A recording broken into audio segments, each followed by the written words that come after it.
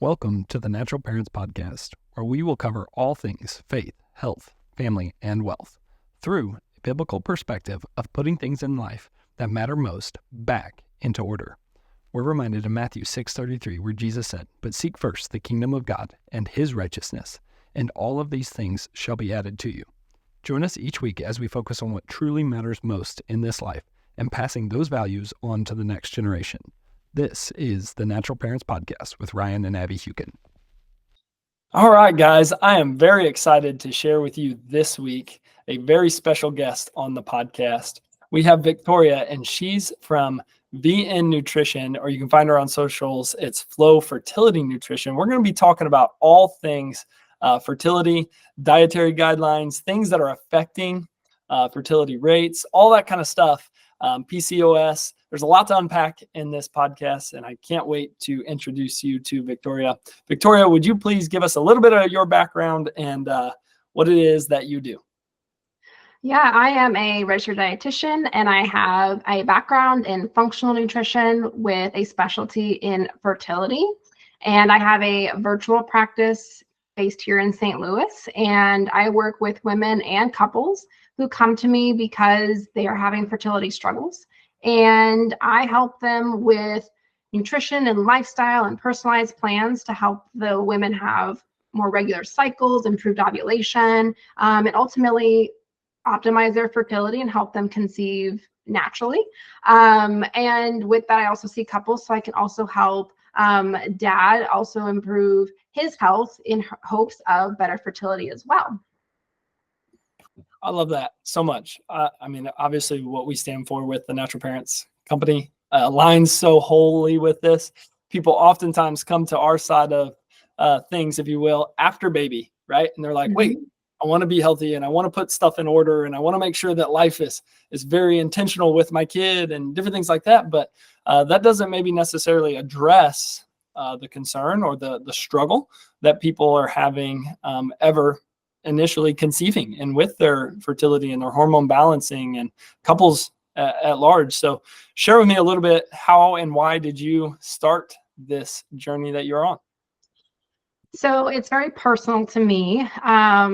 I, growing up, was diagnosed with PCOS myself, as well as HA, which is hypothalamic amenorrhea, which is sometimes a confusing diagnosis, but I happen to have both. And at a very young age, I was told by physicians that I wouldn't be able to have kids, or if I wanted to have kids, it would be very challenging. I would need medications or IVF, some form of intervention in order to make it happen, if at all. They pretty much said, not having a cycle for over a year was normal, and just come back if you want to have kids, we'll just give you medication. Figured, hey, you have PCOS, we'll just put you on the pill. And then again, when you're ready to have kids, come back and we'll just take you off and give you a referral to IVF. And all of that as a 16-year-old was very overwhelming of, that future that I had for myself, wanting to be a mom, and didn't feel like it was complete, didn't feel like that was thorough enough, that was the end of that story.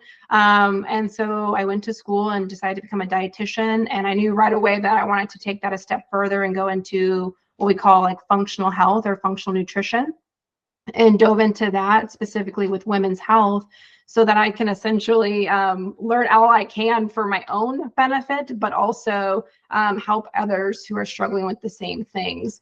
So it did take me a bit to conceive my first son, but it was possible to conceive naturally, and he's now going to be 3. And then we have another little one who's about 8 months old, also conceived naturally. And so it's just a huge, personal testimony in the sense of like, PCOS is not an infertility diagnosis. It is possible to have kids. Proof, right here that I have 2 little ones. And it is possible to improve your symptoms, improve your hormone balance in your cycles without the need of medications all the time, when we're looking at those foundational health aspects. So that's kind of why I started my practice, so that I could help all those other women who are searching for answers like I was. And I want to be that practitioner I wish I had back then, and be able to just shed that light for other people. Wow. Yeah. That's so powerful. And just the fact of what you said, like proofs right here talking.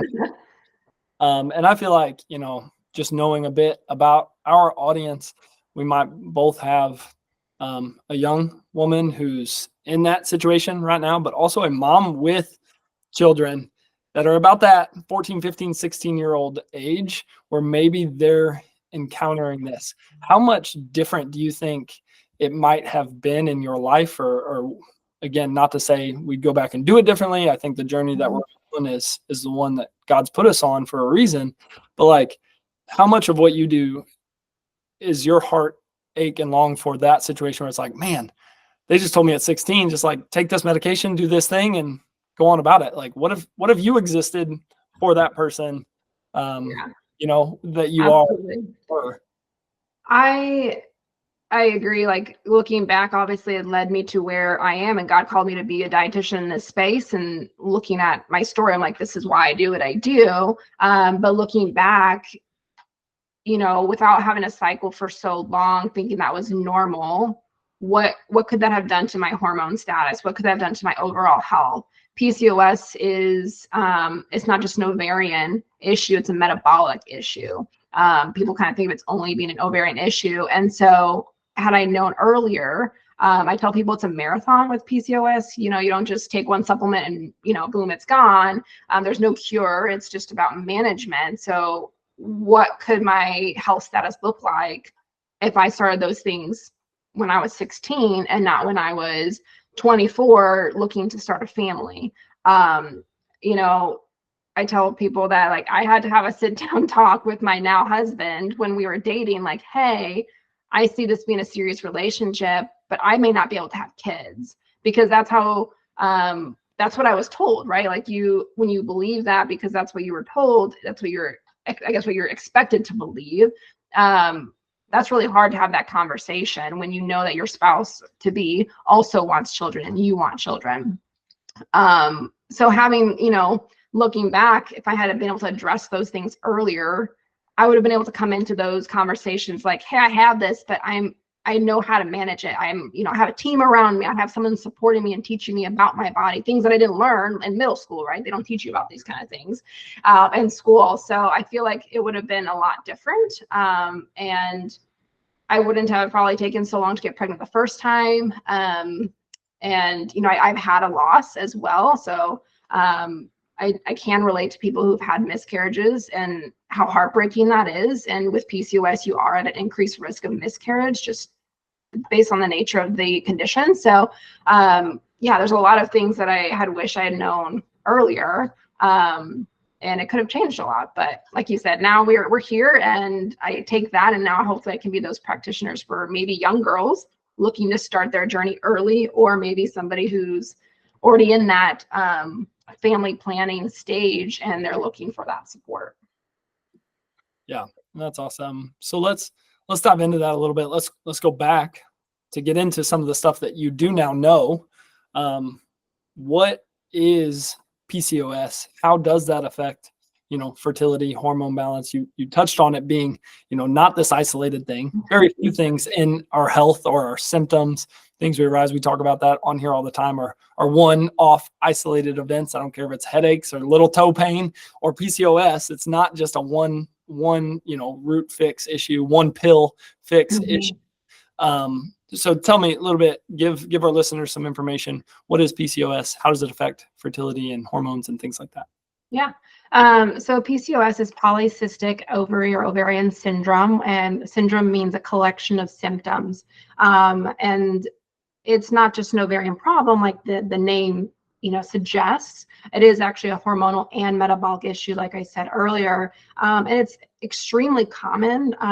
It can affect 1 in 10 women, and it is actually the leading cause of infertility, which is kind of contradicting in the sense of I don't believe it's an infertility diagnosis, but most couples are given that diagnosis of infertility when they've been trying for over a year without success, and usually they do more digging, and if PCOS is the reason, that's kind of how they come to that conclusion that it is the leading cause of infertility. But it affects a lot of women, and it's related to how your hormones are affected, not just by reproductive hormones, but also metabolic hormones like blood sugar management. And it can affect cardiovascular health. It can affect reproductive health, as well as just symptoms that we see, like irregular, really, really long cycles. We're talking 40, 50, 60, 70 day long cycles, weight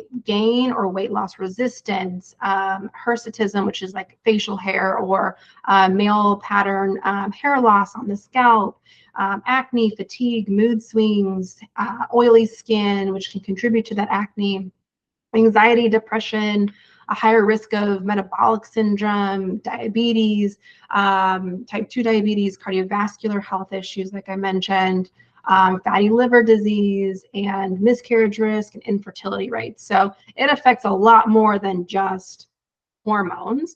And it's all because of this kind of interactive balance between your hormones, your ovaries, your blood sugar management, your adrenals, and then just other aspects like cardiovascular health. So it's quite a multifaceted looking, multifaceted condition where there's, like you said, not just one factor that affects it.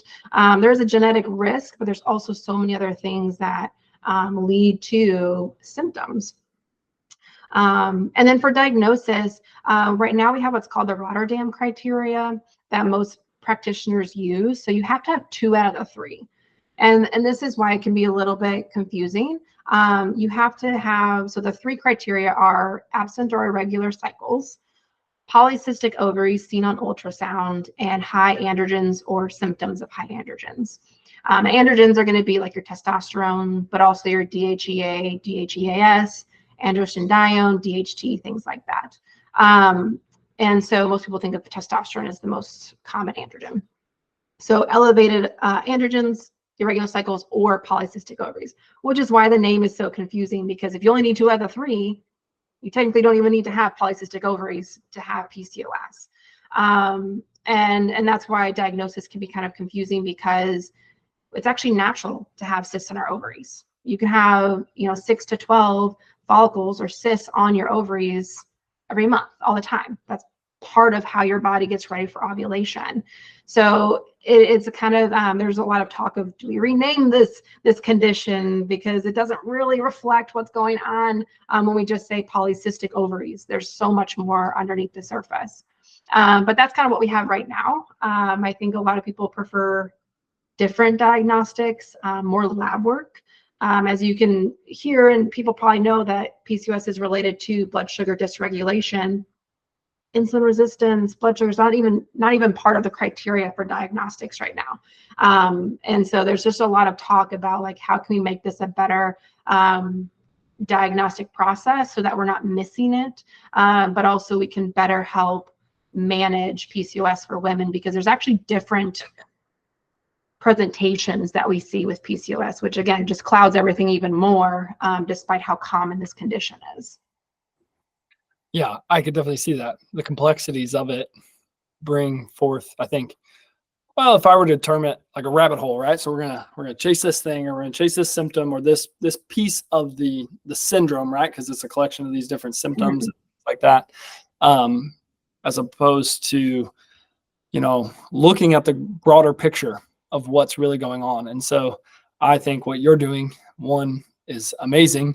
2, I don't think it's just my knowledge in, nutrition or the way that the body works all synergistically with itself and the different systems. I think most people, if you listen to everything you just said, it's like, how was my question is like, all right, well, how do we prevent it, right? How do we keep this? What's causing this to be such a high rate? And that's, again, something we can unpack. If you can speak to that, I'd be happy to. But the fact that you're addressing this through nutrition makes such perfect sense in my brain. I think it would, if we can dive into that a little bit more. So yeah, if you will, please speak to those 2 things. What do you think is the underlying thing that's driving so much prevalence of this, affecting fertility rates? But then also, how and what do we do from a nutritional standpoint to address it? Yeah. So in the sense of looking at like the main drivers behind such a prevalence in PCOS, we look at 4 different root causes, if you will. So the first is going to be your insulin resistance and blood sugar dysregulation. This picture we'll see irregular cycles and high androgens, maybe some weight gain or weight loss resistance. But the labs really show high insulin, high glucose, maybe a high A1C, things like that. And what happens is when we have a higher insulin production, then it actually causes a higher androgen production. So that communication between insulin, blood sugar regulation, and your ovaries is quite impactful in the sense of when we're seeing these high insulin pictures, we also can see this high androgen picture. So blood sugars are super important for PCOS and is a heavy driver towards a lot of the symptoms and infertility and things like that, or fertility struggles that we see. The other components that we see are going to be adrenal function or stress. So what people maybe don't know is one of the androgens, DHEA, is like a precursor to the other androgens like testosterone. And 80% of our DHEA comes from our adrenals. So it's not necessarily just coming from our reproductive organs. It's also involving our adrenals. So if we're in a high stress situation all the time, for some people, this is their main driver, right? They're constantly stressed. Maybe it's internal stressors, maybe it's external stressors. There's so many things we could unpack there of just the stressors that our bodies are under nowadays. That can enhance our DHEA production, which can then lead to high androgens, as well as higher cortisol can also lead to blood sugar dysregulation as well. So we often see irregular cycles and high androgens with these individuals, or high androgen symptoms even. But they may have normal insulin at this point. They can possibly even have normal testosterone, but usually it's that DHEA that's really elevated and can eventually lead to those other androgens being elevated as well. Cortisol is usually going to be kind of all over the place or elevated, or if it's been a long time, maybe it's depleted. So we really see that stress picture here driving PCOS. We can also see inflammatory pictures where we're having those irregular cycles, we're having high androgens, and we see inflammation. So maybe there's some labs that we look at for inflammation that are, again, driving those high androgens that are leading to this imbalance. We need a healthy balance of all of our sex hormones in order to conceive, as well as blood sugars. And so inflammation may be from gut health. Gut health can be another kind of underlying cause. And we know in this country, our gut health has dramatically changed over the years, just based on environmental things, nutrition, stress marker, all those that affect our gut health. But we actually see it through studies.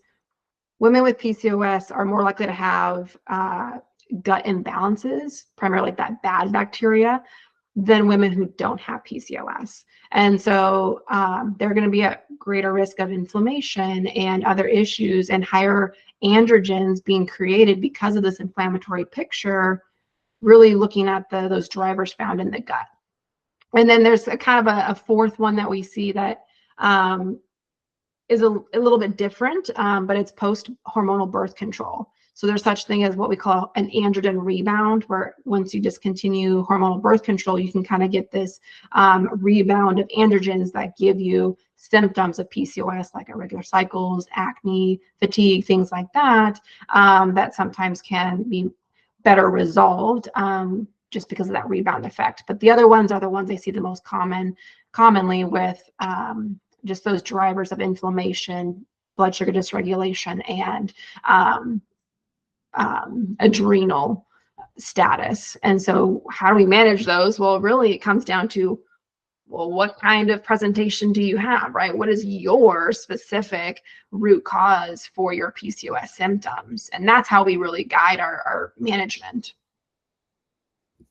Yeah, I love that. I like that you say root cause. That's what we're all about, is kind of trying to get to that root cause of the issue. It wasn't that you were born with a deficiency, right, of some medication or something of that sort. Now, you did touch on there can be genetic predispositions, but I think more than that, if we have a conversation around, which is a whole nother probably podcast in and of itself, the epigenetic factors that would affect things like PCOS, the environment, the stressors, the nutrition that we're eating, like all these things can cause different types of gene expression, right? And I think it's a big factor in it. But if you were to, blanket the statement, again, I know there's all these different nuances, things like that, but what are some things, again, nutritionally that are foundational for someone of really any type that they could be doing to positively impact their fertility and manage, their hormones and different things like that? Yeah. So it kind of comes down to those foundational pillars of health. So like you said, nutrition, we're going to be looking at blood sugar management. That's like first and foremost for honestly anybody that comes to see me for fertility. Blood sugar management is extremely important because it does impact egg quality. It impacts inflammation. And how do we have, happier blood sugars? It's going to come down to what are we eating, right? Protein is huge. We need to have enough protein every meal and snack. We suggest having a very protein-rich breakfast. In this country, it's more common to have a higher carb breakfast than other countries, but we really need to be focusing on protein, not just at breakfast, but that's one that we have to hit on a lot because it's so kind of backwards thinking in the sense that when you look at the breakfast dial, well, usually it's going to be higher carbohydrate options. Doesn't mean you can't have carbs. When it comes to PCOS, that's a misconception. Most people go so far as to say, oh, you have to be on a keto diet for PCOS, and that's not necessarily true. Like, it can help some people. There are studies that show it is beneficial, but really it comes down to, are we spiking our blood sugar or are we not? Can we eat in a balanced way where we're including protein, healthy fat, fiber-rich carbs? So if we're doing carbohydrates, what's the amount? What is the proportion on our plate? And what are the sources? So is it going to be a high fiber whole food source, or is it going to be a more processed option? And then of course it comes down to, the frequency too. Like, it doesn't mean you can't enjoy some of your favorite foods, but can we enjoy some of our favorite foods in a more balanced way, like with a protein-rich meal, or choosing better options to go alongside it? And then there's some fun foods that I like to throw out there as kitchen staples for PCOS, in case people want to have them on hand, and that's going to be like spearmint tea. So 2 cups of spearmint tea can help with androgens, and lowering those specifically for like hirsutism or facial hair. Green tea is another one. It's high in antioxidants. So green tea is another great one to have on hand. Some people swap out their coffee for it. Others drink it, alongside or just other times of the day. And then berries, fresh berries are great because, again, that deep, rich color is going to be rich in antioxidants for the body. Hummus, a fiber, which is great, beans, lentils, things like that. But then hummus and chickpeas and things like that are also a form of a natural source of myo-inositol, which we can get into when we talk about supplements, but it just happens to be a nutrition source of that. And then a fun one is cinnamon. A new study just recently came out that cinnamon helps with blood sugar management. So you do need quite a bit of it, but incorporate it into your morning coffee or your oats or your just baked goods, things like that, can also just help with blood sugar management. And then going back to the keto, I always encourage people to work with somebody on what nutrition plan is going to work best for them, and that's mainly because keto sounds great. Oh, I'm just going to cut out carbs. But especially if you have that more adrenal picture, very, very low carb is very stressful on the body. So you could actually be making things worse because we're not supporting your adrenals and we're stressing the body out more by being too low carb, that you may not be getting the results that you're looking for by going with that type of plan. Sure. And that makes sense. I'm of the tendency, and I'd be curious for you personally, what your journey looked like.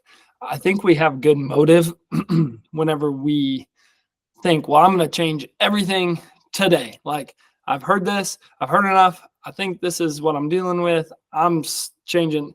just throwing everything in the pantry out. I'm changing all my home care cleaning products. I'm doing all this stuff. And then people are like, you know what? That's too much. I can't. I do nothing. I'll just keep living it the way I was. Did you feel like that was your situation? Did you make these one changes at a time? Or was it quite literally a, hey, the buck stops here. Let's shift, do it differently from now forevermore? Yeah, I would say for me it was a slower process, and I think it was also because I was at the state of like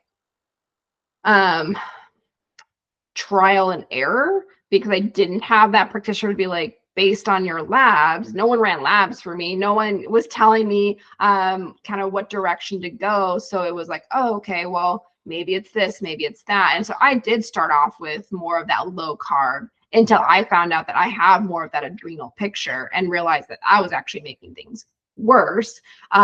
So it was definitely more of a, okay, well, let's take it back and figure out what is going to be more beneficial for me. And I am a huge proponent of doing small steps. Like I tell my clients, like, hey, if this is stressful for you, if this is like making everything miserable and nothing tastes good and you hate your life because of it, then that's not helping your fertility, because this is just stressing you out more. And we talk about stress so much when it comes to fertility. So I really try to make things practical, doable with their life, their schedule. Everyone has different routines and working nights or long hours, or maybe they really don't like to cook. And so having everyone, change everything and do a full 180 isn't always the best way.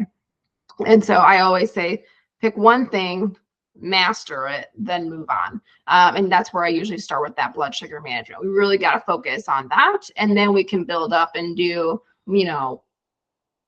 I don't even say fancy things, because honestly, a lot of this is foundational, but then we can get a little bit fancier with really tweaking macronutrients or supplementation, things like that, where I try to tailor it based on their lifestyle. Yeah. And I love that. I want to hit on that again because we flew through it, but you talk about, I hear from people sometimes, well, can I get my hormones checked, tested, evaluated, all that stuff? And I love that you start with insulin, because it is kind of the first hormone when it comes to a metabolic consideration. You've made a very good point of it being that this is certainly, if not causative, correlative to a metabolic issue. Insulin is our first hormone, right? And if it's out of balance, we're not regulating it correctly because of dietary things, or because environmental toxins, or emotional stressors, or whatever's going on, and we're dysregulating there. Well, why even dive deeper into the other stuff? Let's start there. So I think that's really cool that you do that. One last thing, and this might be an entire podcast in and of itself, but so much of what we've talked about is relative to the woman dealing with PCOS, dealing with fertility struggles. How much of what you see with couples is actually, I'm not going to say we're pointing fingers, causative, anything like that, but how much of a role does a male's, does dad's part in this play to fertility in that equation? Because I don't think it gets touched on as much as it probably should. Yeah. So the rate of male factor in fertility is upwards towards 30%. Some will even say that like 30% is female factor, 30% is male factor, and 30% is both. So that in and of itself can show that if we're not talking to the male partner, then we might be missing some very key things that could help increase their chances of conception. And most people will come to me for natural conception. They're hoping to conceive naturally, but that even goes for those who do any sort of medical intervention, because we're talking about both parties, right? It does take two to tango in this sense. And so we do talk a lot about egg quality, but also sperm health, because we want to make sure that 50% of DNA for baby coming from mom is good and healthy, but also the other 50% is coming from dad, and that also needs to be healthy. Yeah, that's awesome. That's what I had heard. I kind of similar numbers out there, and I agree with too. And it's funny, in my world, obviously, pediatric, prenatal, family focused chiropractic, it's like, hey, when should a pregnant woman start getting adjusted? And I always kind of joke and say 6 months before she conceives, and she should bring dad, right? Because as just everything you're talking about from a nutritional, genetic, hormone standpoint, there's two parties there. Well, same things relative to a neurological structure that's guiding and directing that. There's two major systems that control every other system in your body, and that's the nervous system and the hormone system. So if you're a couple and you're wanting to conceive, I highly recommend addressing both of those appropriately, which you can do so much of what Victoria's talked about here today to do that. But let's say you want to dive deeper on this conversation. Victoria, how can people connect with you? Yeah, they can go to my website, which is vn-nutrition.com, or they can also reach out on social media, both on Instagram and Facebook at Flow, F-L-O, .fertility nutrition. I love that. So guys, definitely connect. Stay tuned. We might have to have a follow-up because I think there's so much to dive into here on this podcast topic. It's been an amazing time. Thank you for your time, Victoria, to share with the audience all things fertility, nutrition, PCOS, and all of the above. Thank you so much for your time. Thank you for having me. From the bottom of our hearts, we want to thank you for listening.